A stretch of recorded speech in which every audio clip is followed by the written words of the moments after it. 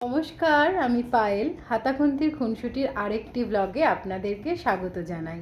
আজকে আমি নিয়ে চলে এসেছি আরেকটি নতুন রেসিপি। এই রেসিপিটি যদি আপনাদের ভালো লেগে থাকে তবে অবশ্যই আপনারা বাড়িতে এটিকে ট্রাই করবেন।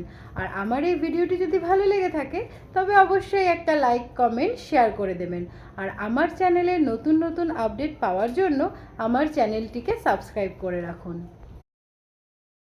চলুন তাহলে শুরু করে দেওয়া যাক আজকের রেসিপিটি। আজকে আমি বানাতে চলেছি পনির বাটার মশলা।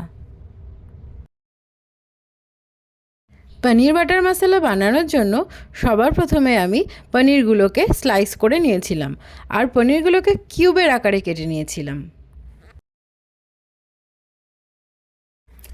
পনিরগুলোকে কিউবের আকারে কাটার পরে একটা বাটিতে নিয়ে নিয়েছিলাম আর তার মধ্যে দিয়ে দিয়েছিলাম উষ্ণ গরম জল।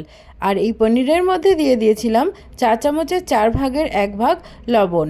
এই পর্যায়ে পনিরের মধ্যে লবণটা অ্যাড করলে পনিরের মধ্যে পুরো লবণটা অ্যাড হয়, পনিরের টেস্টও ভালো হয়।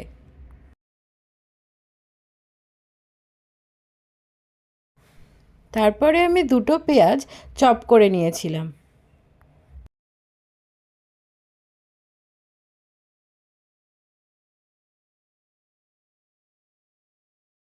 পেঁয়াজ দুটোকে এই প্লেটে রাখা পেঁয়াজের আকারে চপ করে নিয়েছিলাম আর সাথে নিয়ে নিয়েছিলাম 2টো কাঁচা লঙ্কা। আর এদিকে পনিরটার জলও ঝরিয়ে ফেলেছিলাম। তারপরে গ্যাসটা অন করে কড়াইতে দিয়ে দিয়েছিলাম 2 চামচ মতো সাদা তেল, সাথে 1 চামচ মতো বাটার। তেলটা গরম হয়ে গেলেই কড়াইতে পনিরগুলোকে দিয়ে দিয়েছিলাম। পনিরের এক পিঠ হালকা করে ভাজা হয়ে গেলে অপোজিট দিকটাও হালকা করে ভেজে নিতে হবে। ভাজা হয়ে গেলে পনিরগুলোকে একটা বাটির মধ্যে তুলে নিতে হবে। পনিরগুলোকে এই সময় বেশি ভাজার দরকার নেই। পনিরগুলোকে বেশি ভাজলে স্পঞ্জের মতন হয়ে যায় খেতে, আর সেটা একদমই খেতে ভালো লাগে না।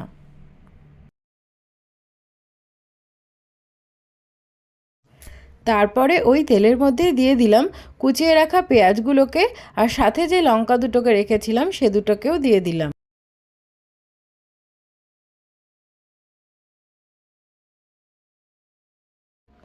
পেঁয়াজটাকে তেলের মধ্যে দিয়ে এই পর্যায়ে ভালো করে ভেজে নিতে হবে।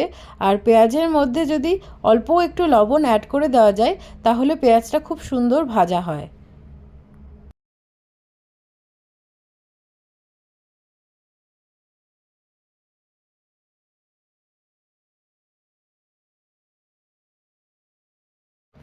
পেঁয়াজটা যতক্ষণে ভাজা হচ্ছে ততক্ষণে ওদিকে আমি একটা টমেটোকে চপ করে নিয়েছিলাম।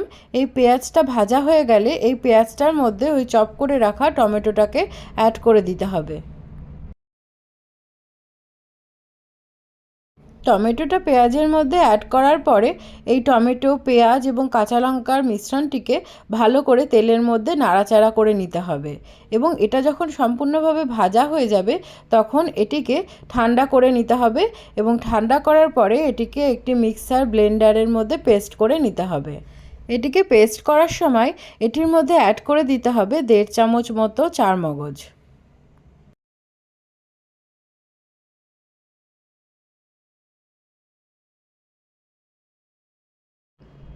মিশ্রণটিকে পেস্ট করার পরে আমি একটা পেঁয়াজকে চপ করে নিয়েছিলাম। প্লেটে রাখা পেঁয়াজের আকারেই চপ করে নিয়েছিলাম। তারপরে কড়াইতে যে বাকি তেলটুকু ছিল সেই তেলটুকুর মধ্যেই এই চপ করে রাখা পেঁয়াজগুলোকে দিয়ে দিলাম। সাথে দিয়ে দিলাম 1 চামচ আদা রসুন বাটা, আর তারপরে দিয়ে দিলাম পেস্ট করে রাখা মশলাটাকে। মশলাটাকে কড়াইতে দেওয়ার পরে ভালো করে তেলের সাথে নাড়িয়ে চাড়িয়ে নিতে হবে। আর তারপরে কয়েকটি মশলা এটাতে অ্যাড করে দিতে হবে। 4 চামচের 4 ভাগের 1 ভাগ হলুদ গুঁড়ো, 1 চামচ লঙ্কার গুঁড়ো, পরিমাণ মতো লবণ,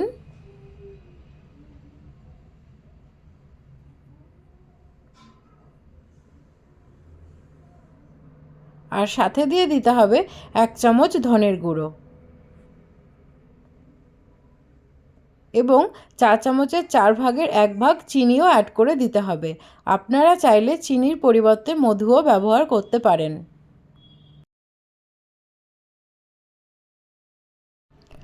সমস্ত মশলা এই মিশ্রণটিতে অ্যাড করার পরে ভালো করে নেড়েচেড়ে নিতে হবে। আর এই পর্যায়ে গ্যাসের ফ্লেমটিকে অবশ্যই মিডিয়ামে রাখতে হবে। এরই মাঝে আমি একটা বাটিতে 2 চামচ মতো দই ফেটিয়ে নিয়েছিলাম।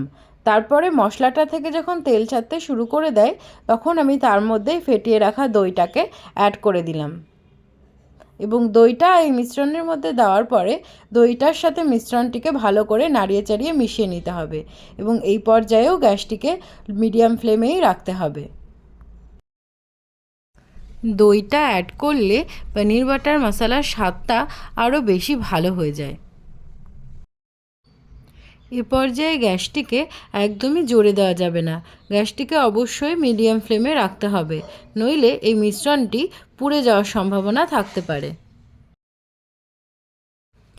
তারপরে গ্যাসে এই মশলাটিকে প্রায় 1 মিনিট মতো ভালো করে কষিয়ে নিতে হবে এবং মশলাটা ভালো করে কষানো হয়ে গেলে যখন দেখব মশলাটা থেকে তেল ছাড়তে শুরু করে দিয়েছে তখন এটার মধ্যে ওই 1 কাপ মতো জল অ্যাড করে দিতে হবে। এখানে এটাতে বেশি জল অ্যাড করার দরকার নেই, কারণ এটা গ্রেভি হয়। তারই মাঝে আমি অল্প একটু ক্যাপসিকাম, রেড বেল পেপার আর ইয়েলো বেল পেপার চপ করে রেখেছিলাম, সেই চপ করে রাখা সবজিগুলো এই গ্রেভির মধ্যে অ্যাড করে দিলাম। যদি আপনাদের কাছে ক্যাপসিকাম এবং বেল পেপার অ্যাভেলেবেল না থাকে তবে সেটা না দিলেও হবে।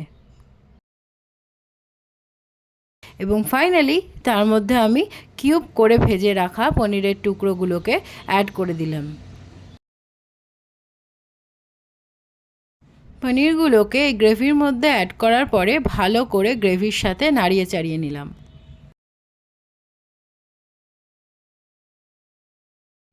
পনিরগুলোকে এই গ্রেভিতে অ্যাড করার পরে এটাকে 1 থেকে 2 মিনিট ভালো করে ফুটিয়ে নিতে হবে।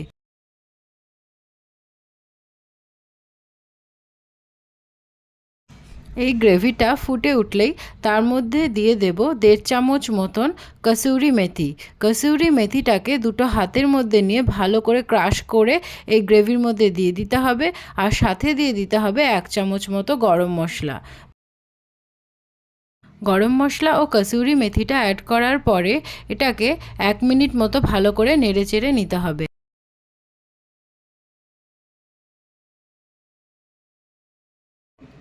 যেহেতু এটা পনির বাটার মশলা তাই আমি এটাতে 1.5 চামচ মতো বাটারও অ্যাড করে দিলাম সবার শেষে।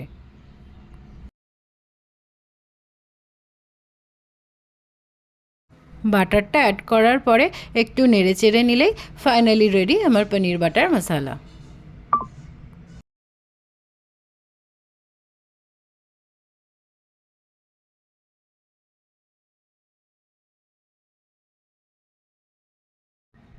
এই ছিল আমার আজকের পনির বাটার মশলার ফাইনাল লুক। এই ভিডিওটি আপনাদের কেমন লাগলো অবশ্যই আমাকে কমেন্ট বক্সে জানাতে ভুলবেন না।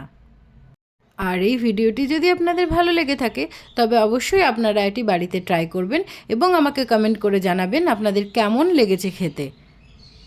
আপনাদের সাথে দেখা হচ্ছে আবার পরবর্তী ভিডিওতে। ততক্ষণে সকলে ভালো থাকবেন, সুস্থ থাকবেন, সাবধানে থাকবেন।